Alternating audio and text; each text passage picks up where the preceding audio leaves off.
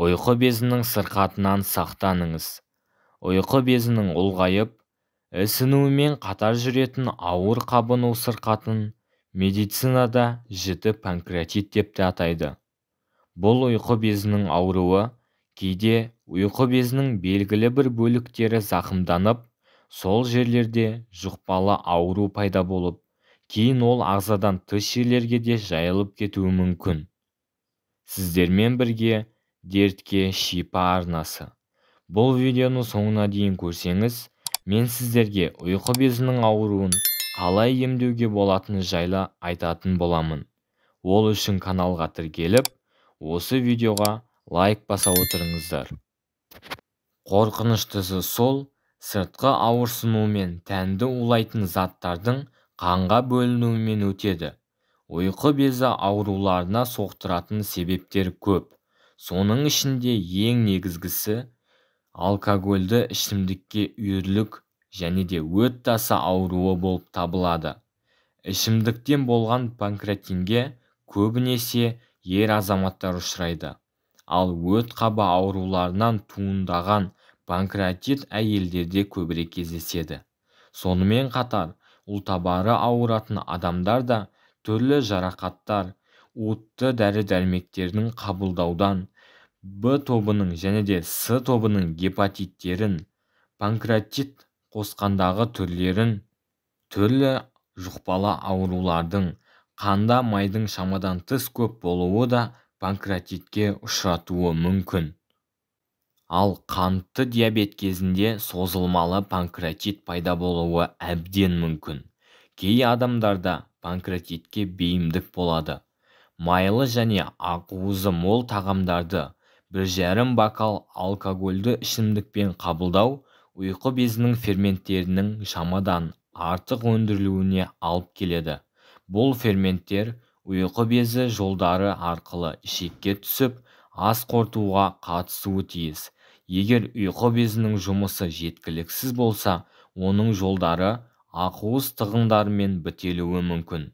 Осыдан келе, ферменттер без тініне еніп, оны зақымдайды да ағзаның қабынуына алып келеді. Безге ішімдік, әсіресе оның ыдырауынан пайда болған ацетилтегин үлкен нұқсан келтіреді. Осылайша, жіті алкогольдік панкреатит дамуы мүмкін. Панкреатитпен ауырған адамда мынандай белгілер байқалады. Іштің жоғарғы бөлігінің арқа жаққа беріле отырып, үдемелі ауруы, жүректің айнуы, құсу, тәбеттің жоғалуы, іштің кебуі. Құсу адамға еш жеңілдік әкелмейді. Одан кейін ауырсыну тоқтамайды. Жалпы әлсіздік, жүректің қағуы, дененің ысуы мүмкін. Жіті панкреатитке немқұрайлы қарауға болмайды. Егер бұл сырқаттан уақытында ем қабылдамаған жағдайда, ағзаның бөлінуі ошақтап, некроздың дамуы немесе бездің көп бөлігінің еруі мүмкін. Осылармен бірге жіті жүрек қан тамыр жеткіліксіздігі, тыныс алу, бүйрек жеткіліксіздігі жиі дамиды. Бұл аталған белгілердің салдарынан адам аурудың алғашқы күндерінде өліп кетуі мүмкін. Жіті панкреатит басталғаннан 1 аптадан соң сырқаттың қаза болуына ұйқы безінде және оны қоршаған ағзаларда жұқпаның дамуы себеп болады.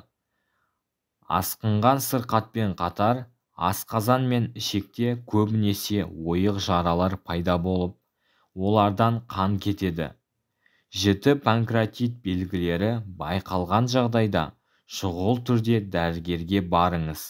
Ол сізді міндетті түрде ауруханаға жатқызуы керек.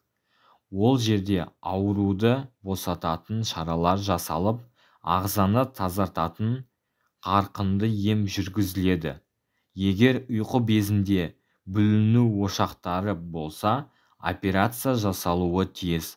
Бұл аурумен сырқаттанған адамдар 1 жыл бойы гастроэнтерологтың бақылауында болуы тиіс.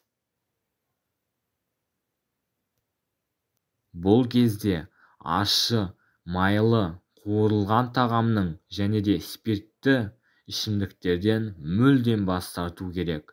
Егер сіздің ұйқы безіңіз жиі ауырса, оның соңы панкреатитке, ұйқы безінің қабынуына ұласады. Ол тез жазылмайды. Емді ұзақ уақыт талап етеді. Бірнеше дәрілердің тізіміне қоса арнайы диета да ұсынылады. Сіздің сүйікті тағамдарыңыздың кейбіреулерінен бас тартқыңыз келмесе, халықтық жолмен дертіңізге шипа табыңыз. Ол үшін мына 4 емді қолдансаңыз болғаны. Аурудан әп-сәтте-ақ айығасыз. Ұйқы безі ауруының белгілері: оң және сол жақ қабырғалардың асты ауырады, ішіңіз өтеді, іш кеуіп желденеді, жиі кекіру мазалайды, жүрек айниды. Егер сізді осы белгілер мазаласа, уақытты оздырмай тексеріліңіз. Қажетті ем шараларын жүргізуді кейінге қалдырмаңыз. Егер дәрігерге баруға уақыт таппасаңыз, онда біз ұсынған мына емді жасап көріңіз. Аскөк дәні. Емдік тұнбаны дайындау үшін 1 шай қасық аскөк дәніне 200 мг қайнаған су құйыңыз. Ыдыстың қақпағын мықтап жауып, тұндырып қойыңыз. Шамамен 1 сағаттан соң дайын болған тұнбаны сүзіп алып, 1 жұтымнан күн бойы ішіңіз. Сұлы ботқасы.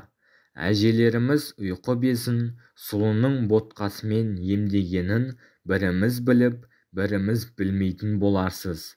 Сұлының қайсы бір түрі болса да, ұйқы безіне шипа болатын қасиеті бар екені дәлелденген. Ем үшін 1 литр суды отқа қоясыз. Қайнап шыққан соң жарты кесе сұлы ұнтағын салыңыз. Баяу отта 10-15 минут қайнау керек. Белгіленген уақыттан соң отын өшіріп, ыдыстың қақпағын жауып қоясыз. Дайын болған ботқаны таңғы асқа жейсіз. Емді күнде таңертең 1 апта үзбей жүрсеңіз, аурудан құлан таза айығып кетесіз. Ескеріңіз, ботқаға майды да, тұзды да, қантты да қоспаңыз. Бұл қоспада ұйқы безі ауруына ем болады. Оны дайындау үшін 2-3 дана лимон, 3 бас сарымсақ, 100 грамм ақжелкен қажет. Панкреатиттен біржолата құтылғыңыз келсе, осы емді қоспаны әзірлеңіз. Алдымен қажетті заттардың бәрін тазалап жуып, блендерден немесе басқа да құралдармен ұсақтаңыз.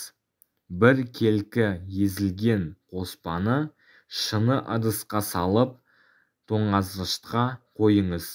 Дайын болған қоспаны тамақтанудан 15 минут алдын қабылдаңыз. Емді 3 ай жалғастырсаңыз, 2 ай үзіліс жасап, денсаулығыңызға қарай емді жалғастыра беріңіз. Қарақұмық. Ұйқы безі ауруына қарсы тұратын таптырмас тамақ. Бойыңызды билеген аурудан 10 күнде құлан таза айығыңыз. Ол үшін 10 күн бойы кефирге бұқтырылған қарақұмық жеуге әдеттеніңіз. Ботқаны дайындау үшін 1 стақан қарақұмыққа 0,5 литр кефир құйыңыз. Қақпағын жауып, түнге қалдырыңыз. Таңертең жақсылап жібітілген қарақұмықты таңғы асқа жеңіз. Егер тым көп тамақ жеуге әдеттенбеген болсаңыз, мөлшерін 2-ге бөліп, таңертең және кешке жеуге де болады. 10 күннен соң емді тоқтатыңыз. Арада 10 күн өткізіп, қажет болса тағы қайталаңыз. Ардақты оқырман, бұл әдісті қолданғаннан кейін 2-3 күнде оң нәтижесін көресіз. Қабырға астының ауырғаны басылып, өзіңізді жайлы сезінесіз. Сонымен қатар, үлкен дәретке де қалыпты барып жүргеніңізді байқайсыз. Әрі теріңіз тазарып, бетіңіз тазарады. осынау сұлулыққа ие болғыңыз келсе бұл әдісті байқап көріңіз ем болсын. Сіздермен бірге болған дертке шипа арнасы. Сау саламатта болыңыздар, ауырмаңыздар.